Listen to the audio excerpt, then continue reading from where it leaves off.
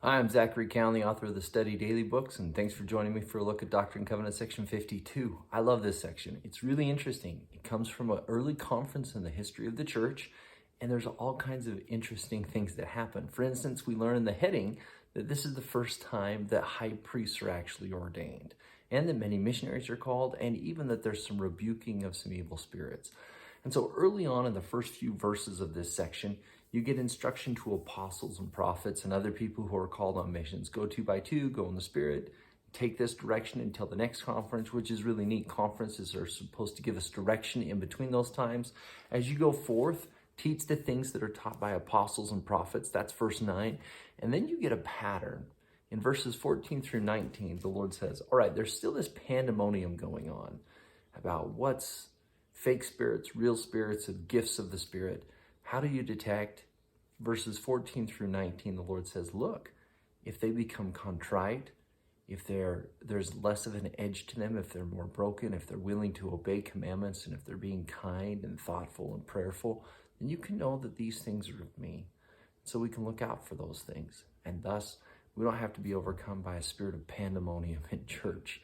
Now, this idea at the very first that there were evil spirits detected and cast out, what in the world is that about? In the history of the church and other places, you can learn about this event. It is remarkable.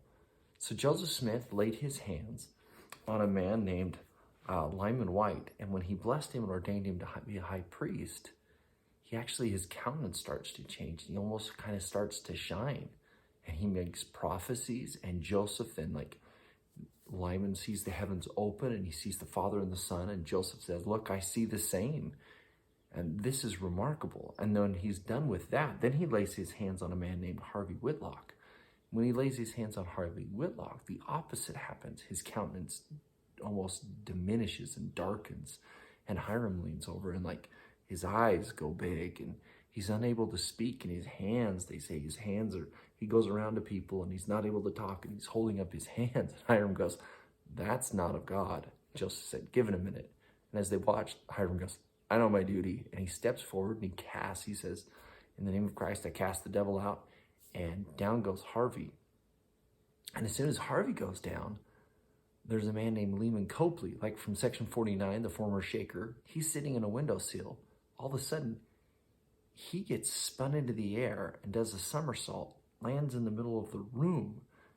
And then the devil is cast out of him, and he's unable to speak, lying in the middle of the room. And it goes into a man named Harvey Green, and he falls to the ground and screams like a panther, and they cast the spirit out. And one record says that they fought these spirits day in and day out as people are falling.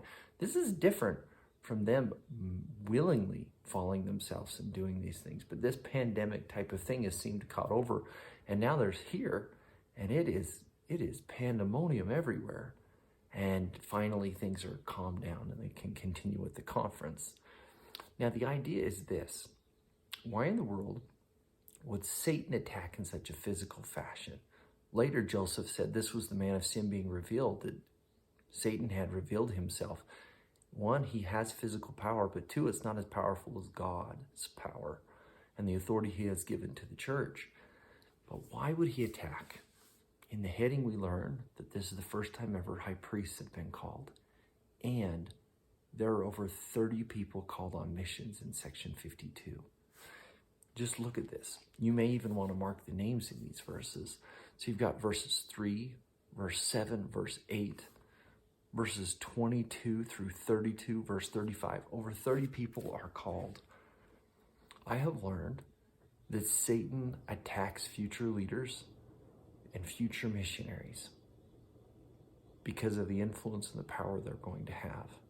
Sister Patricia Holland said, if you want to throw in another group in this last days, she said, if I were Satan, I'd make a full-blown blitz on women and attack them and keep them distraught so that they can't really fulfill the calling that they can do in such a perfect way. So why would Satan go forth and attack these people? Because of their influence. In what ways is Satan attacking people today?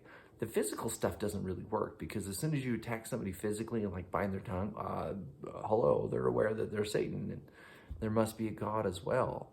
And so that doesn't prove very well. So how does he attack future leaders and future missionaries today, and the leadership and power of women? How does he attack that? In what ways have you felt those attacks? I would invite us to beware that he's going to come and attack. And if we know that, we can be prepared. We can have those around us to keep us safe and reliable. One more thing. After all these missionaries are called, the Lord in verses 39 and 40 says, well, what if you're not called? Stay at home, preach the gospel locally. But most important in verse 40, take care of the poor, the needy, the sick, and the afflicted. And the Lord says, if you're not doing this, you're really not my disciple. All right. Well, if you're watching things like this, you're probably going to be attacked because you're going to have an influence for good. And you're going to be able to help lift people. And you're going to help take care of the sick and the afflicted. I hope as you do it and these attacks come, you'll feel protection and power. And it will also be a testimony that it really is true what you're doing. You're defending and promoting the teachings of Jesus Christ to take care of those in need. Thanks for studying. We'll see you next time.